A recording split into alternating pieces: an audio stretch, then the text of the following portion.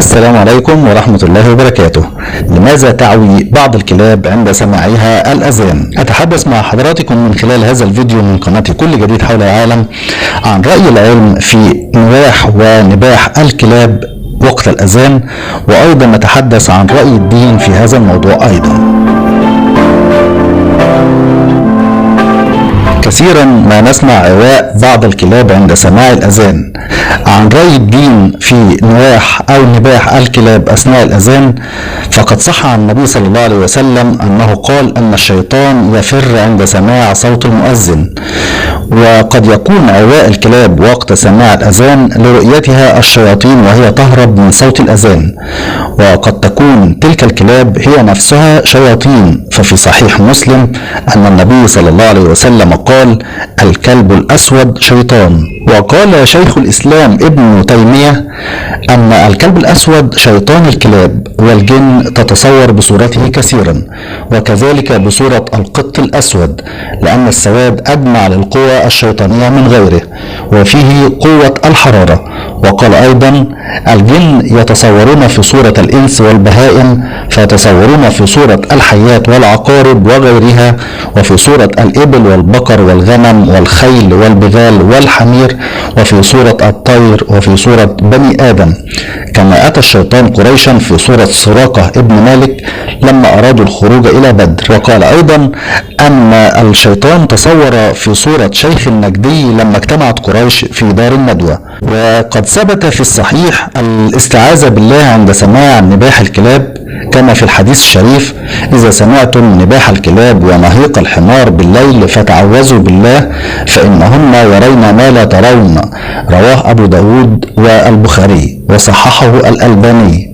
والظاهر أن الذي يراه الكلب ليس ملائكة وإنما شياطين، ويدل لذلك ما في الحديث: من سمع نباح الكلب أو نهاق حمار فليستعذ بالله من الشيطان الرجيم فإنهم يرون ما لا ترون. وفي حديث آخر: إذا سمعتم صياح الديكة من الليل فإنها رأت ملكا فسلوا الله من فضله، وإذا سمعتم نهاق الحمير في الليل فإنها رأت شيطانا فتعوذوا بالله من الشيطان. وهناك رأي آخر يفسر أصحابه وعواء بعض الكلاب عند سماع صوت الأذان بأن هناك بعض الكلاب تعوي عندما تسمع الأصوات العالية خوفا وذعرا، ولا تقلع عن العواء إلا بعد انتهاء هذه الأصوات.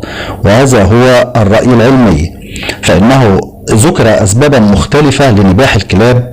السبب الأول هو أن حاسة الشعور عند الكلاب تصل إلى أبعد الحدود عكس الإنسان، أي يمكنها سماع الأصوات الحادة أكثر منا بكل تأكيد. ولهذا السبب يقول الخبراء أن الأصوات العالية تؤذي أذن الكلاب، وبالتالي تقوم بالعواء والنباح كردة فعل لسماعها هذه الأصوات العالية التي تصدر من مكبرات الصوت في المساجد أو في المآذن.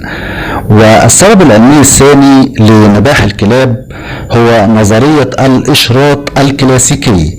هذه النظرية كانت لعالم روسي كان يرن الجرس ثم يعطي لكلبه اللحم، إلى أن تعود الكلب عندما يرن الجرس يعرف أنه سوف يأكل اللحم. وبعد فترة لاحظ العالم الروسي أن لعاب الكلب أصبح يسيل لمجرد سماعه رن الجرس فقط دون إعطائه اللحم، لأن الكلب أصبح يعرف أنه سيحصل على اللحم بمجرد سماع صوت الجرس. إن كلاب الشوارع أيضا بمجرد سماعهم الأصوات الصاخبة يعتقدون أنه سيصيبهم أذى. وأكد الخبراء أنه ربما عند سماع صوت الأذان يفتح الكلاب أفواههم بالعواء والنواح، وبالطبع هذه ليست نتيجة مؤكدة. كل هذه المعلومات كانت عبارة عن الأسباب العلمية والدينية لنباح وعواء الكلاب أثناء الأذان. أرجو أن يكون الفيديو أفاد حضراتكم بمعلومة، وإن شاء الله نلتقي في فيديوهات قادمة بإذن الله. أترككم جميعا في رعاية الله، والسلام عليكم ورحمة الله وبركاته. شكرا على المشاهدة، ولا تنسوا الإعجاب بالفيديو والاشتراك بالقناة.